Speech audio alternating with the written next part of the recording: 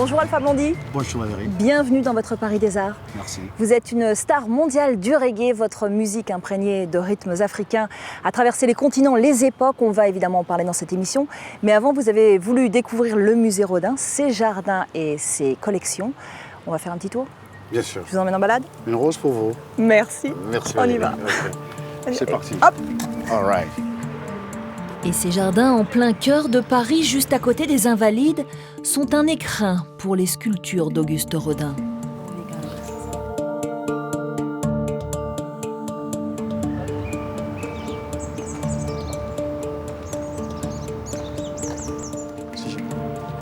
Place à présent à l'exposition consacrée au photographe Robert Mapplethorpe. En confrontant une centaine de ses clichés aux œuvres de Rodin, elle propose un jeu de miroir entre les deux artistes. A priori, tout oppose les deux hommes, sauf cette passion pour le corps humain. C'est un dialogue que nous avons totalement inventé, Mapplethorpe n'ayant jamais cité Rodin. Quand il citait un sculpteur, c'était Michel-Ange. Mais il n'empêche que cette exposition montre bien les points communs qu'il peut y avoir entre Rodin et Mapplethorpe, notamment dans cette section autour du détail. Une des caractéristiques de l'œuvre de Rodin était de montrer des fragments de corps comme des œuvres à part entière. Vous voyez, on voit des mains, par exemple, et bien, voilà. Et on voit les mains photographies par Mapplethorpe. C'est la première fois que je vois Mapplethorpe. Et puis je vois la similitude entre les deux, qui sont tous deux amoureux du corps humain.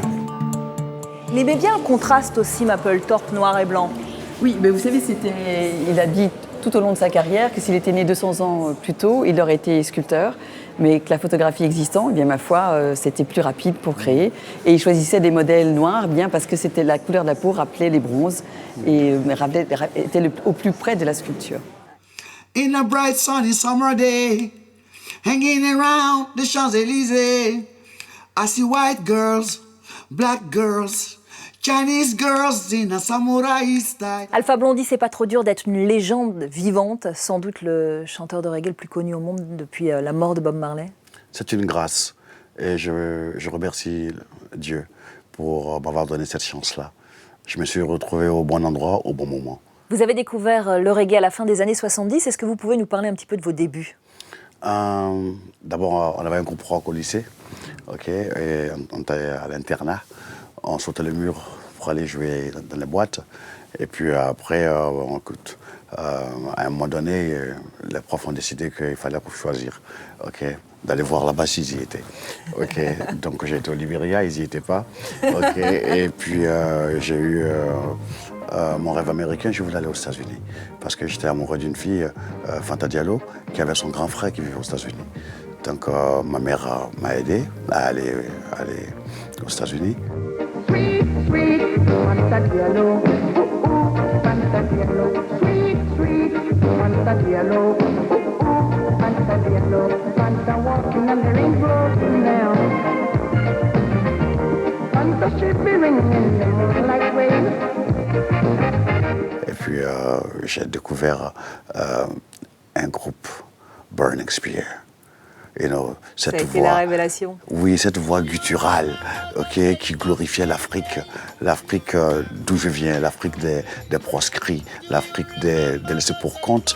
Donc je me suis identifié à cette musique, je me suis identifié à ce combat-là. Ensuite, vous rencontrez ce producteur, Clive Hunt. Clive Hunt, exactement. Yeah. Mais c'est pas lui qui va lancer votre carrière. Pourtant, vous avez enregistré, je crois, 8 titres avec lui. C'est ça. C'est une émission, un peu plus tard, une émission de télévision. Comment ça s'est passé? C'est un frère de quartier qui m'a tendu cette perche.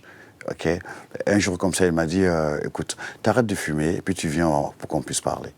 Et puis là, il a regardé mon cahier de musique, le chant, il a dit, putain, il y a de la matière. Il m'a dit, écoute, tu fais un effort. Moi, j'ai des patrons. Tu arrêtes de fumer pendant un moment. On a une émission qui s'appelle Première Chance et tu vas passer à cette émission. Première Chance. Voilà. Et vous avez chanté dans cette émission. Et c'était pour moi la dernière chance.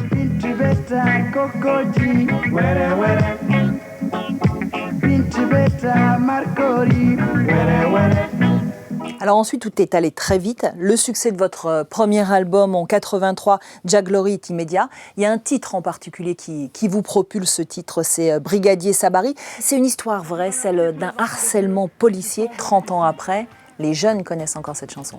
Mais tous ceux qui ont goûté à la matraque, tous ceux qui ont goûté à une bavure policière, s'y sont retrouvés et s'y sont identifiés. Et Opération Coup de poing, Brigadier Sabari est devenu le cri de ralliement. Brigadier Sabari, Neko Kutubu, Sakidi, Brigadier Sabari, Neko Fatisangana, Nyongotene Sorotugo. On va revenir un petit peu à votre musique. Dans votre musique, il y a, on l'aura compris, beaucoup de politique. Il y a également beaucoup de foi. Vous êtes extrêmement croyant. Jerusalem, Irahim. Jérusalem, je t'aime.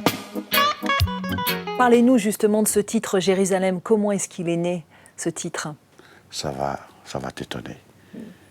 C'est pas moi qui ai écrit Jérusalem, c'est la ville de Jérusalem qui a écrit Jérusalem. Les vibrations, je te promets. J'étais à genoux sur la tombe de Christ au Saint-Sépulcre. Et puis la ligne de basse a enclenché. Mais qu'est-ce que vous avez voulu dire à travers cette chanson? Je voulais dire que Dieu, je t'aime. Israël, je t'aime, c'est la terre sainte. Quel qu'il soit. Quel qu'il soit, il n'y a pas trois dieux, il y a un. Dans son Paris des Arts, Alpha Blondy a voulu nous présenter un maestro du zouk, Jacob Desvarieux, le chanteur antillais du groupe Kassav. Enchanté. Valérie, Jacob. Ravi de vous rencontrer. Ah, moi aussi. Merci, Jacob. Les copains se sont donné rendez-vous au Zénith, là où ils se sont rencontrés.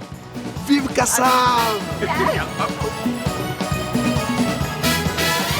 Quand on voulait dire là, nous pas qu'à comprendre qui l'en ou parler.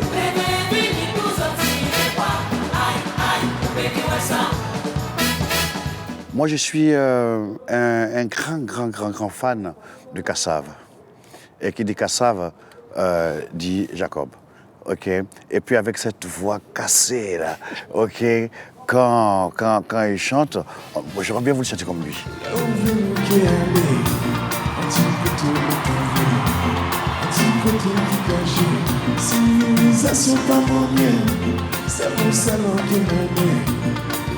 Ce monsieur, si humble, est celui qui a fait entrer le zouk dans toutes les boîtes de nuit africaines, dans tous les mariages africains. Et à cet instant, zouk est la meilleure technique pour draguer. C'est d'inviter Valérie dans un zouk langoureux. OK, là, je peux lui dire, je peux essayer ma chance. OK. Si dans ce zouk, j'ai pas réussi, ben c'est perdu. Vous êtes sensible, vous, Jacob, à la musique d'Alpha? Ben oui, c'est-à-dire que en fait, moi j'ai vu Alpha pour la première fois, c'était ici au Zénith.